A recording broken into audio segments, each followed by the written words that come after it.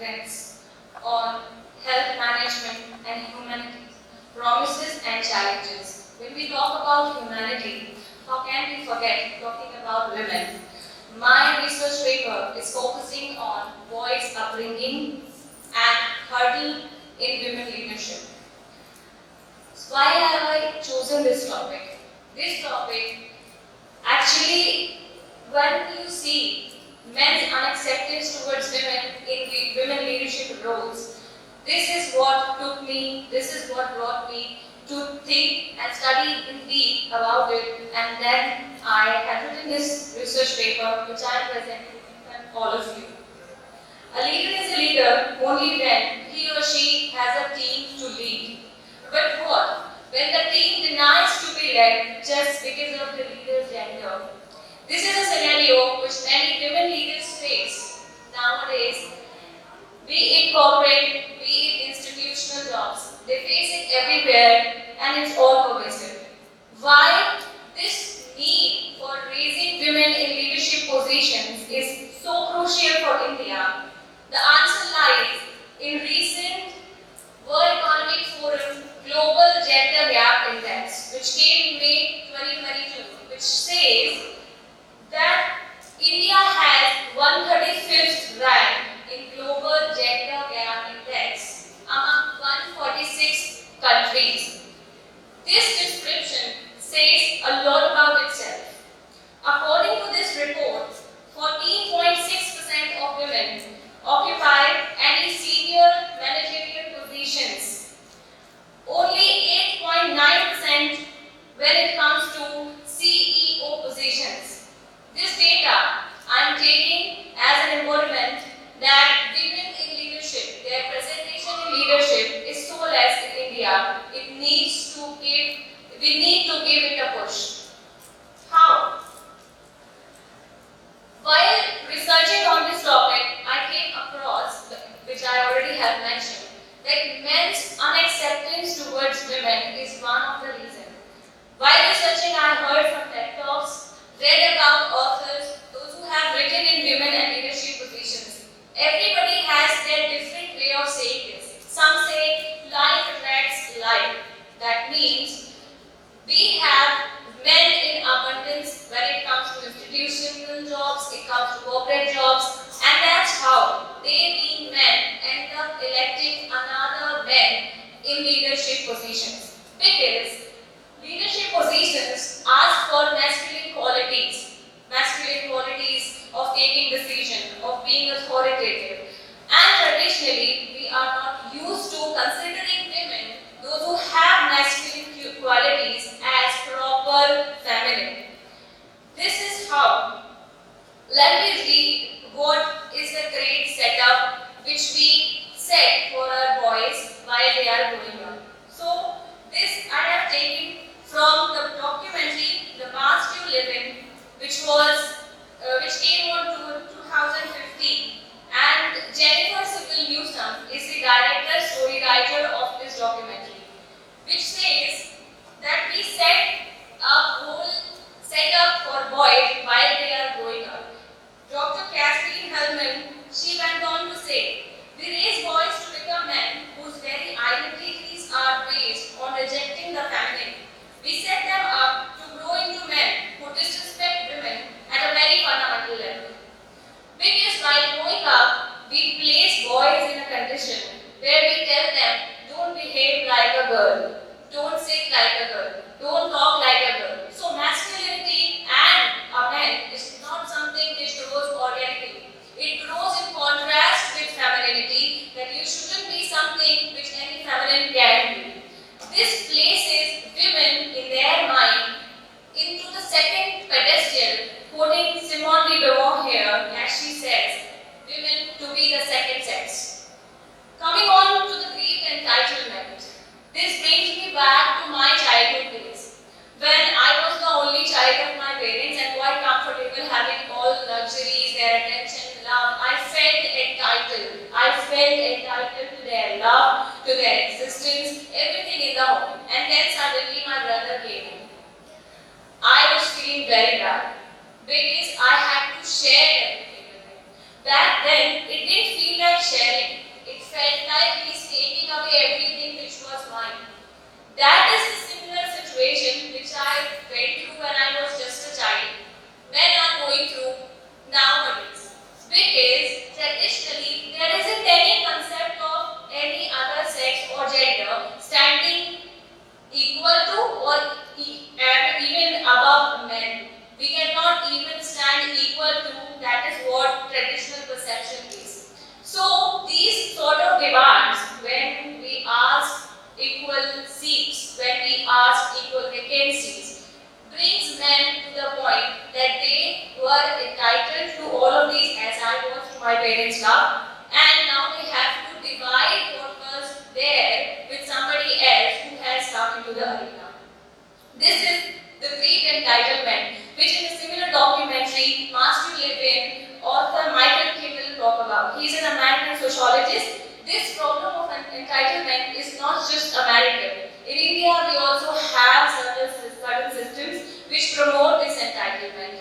To quote one is backup system, though backup is a word which is used in variation in different cultures. When I am talking about backup, I mean by the North Indian villages system where we segregate men from women from the days they are growing up. I come on to this also as we will move forward.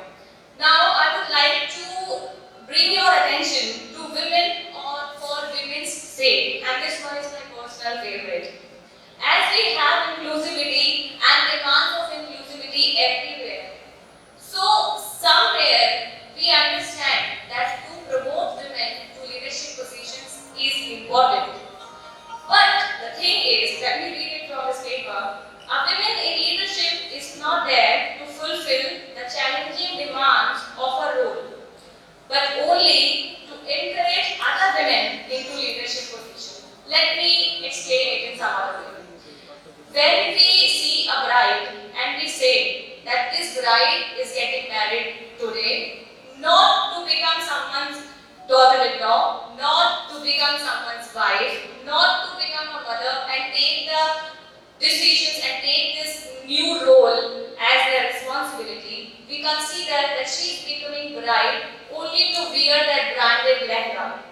Similar is the situation when we place women in leadership positions. We think they are not there to fulfill the responsibilities, but only to attract more women into those positions. That's why we see the gendering of space in workplaces also. How? There is a research by Intuitive Watch where they developed two case studies, one in Guatemala and the other one is Burundi. So, in Burundi, while political unrest, women leaders were supposed to handle the areas of peacemaking. When, on the other hand, men leaders, men politicians were handling the core areas like conflict solving.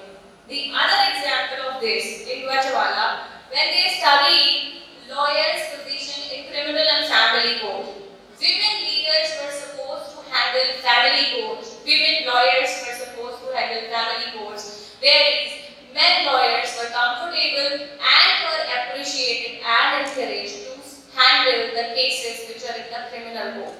That's how the workplace become a gendered space.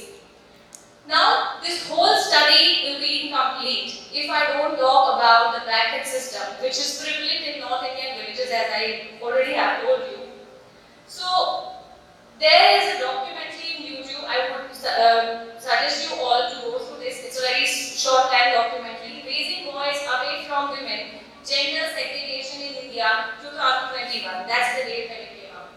This documentary mentions Rajasthan's Unchera and Haryana's Mewat to be one of those villages where these systems of bracket are being followed. Let me give you a quick intro of what the bracket is. The function of these bracket is to segregate men from women in families. According to this system, when boys turn 12 to 13-year-old, they are not supposed to stay in their homes all day long. Those who stay are termed as Ghar Ghusna. If that's a Hindi term, for this we can say in English, homesick.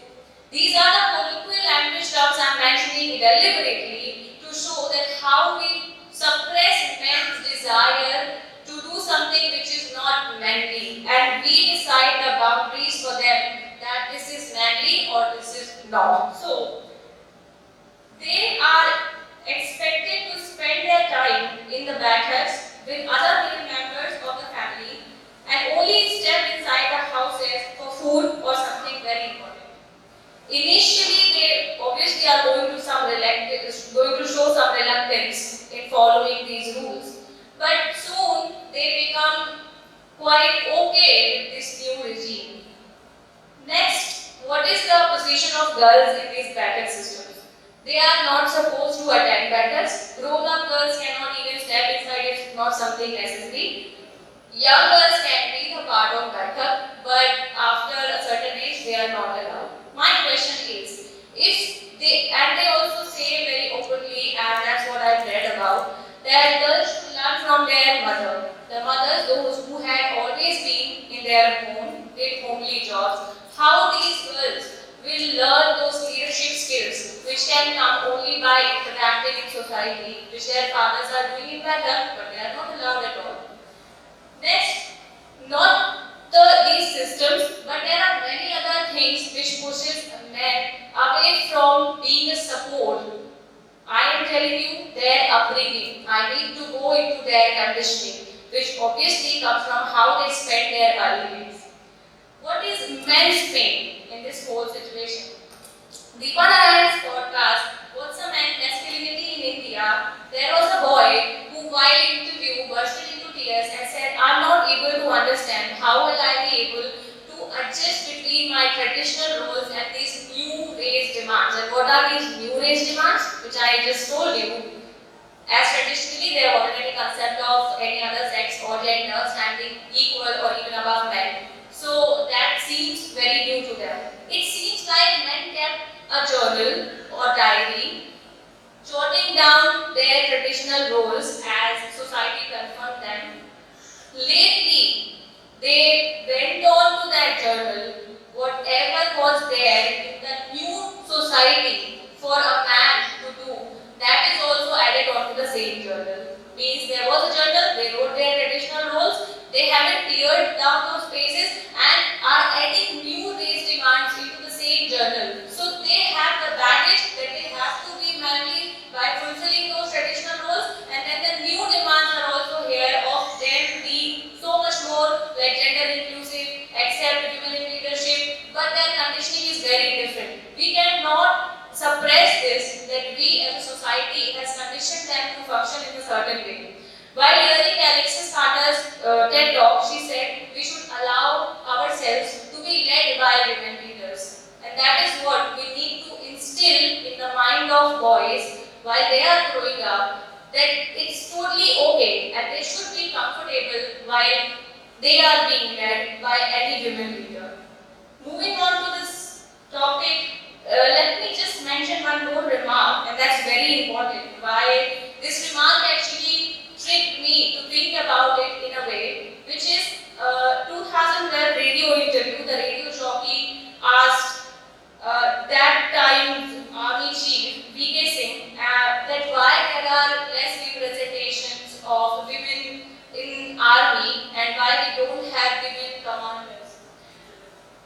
So he replied, since the soldiers of Army are overwhelmingly drawn from the rural areas, it would be very difficult for them to serve under a lady officer. They are just not used to taking commands from a lady. This is what systems like that instill in our boys, and that's what I'm willing to fight through. By writing these kind of research papers, as an educator, as somebody in the academic fields, I can give my best to this whole fight, and that's what I did through this paper. Thank you so much for listening, and hope this had proved some worth for you all. Thanks.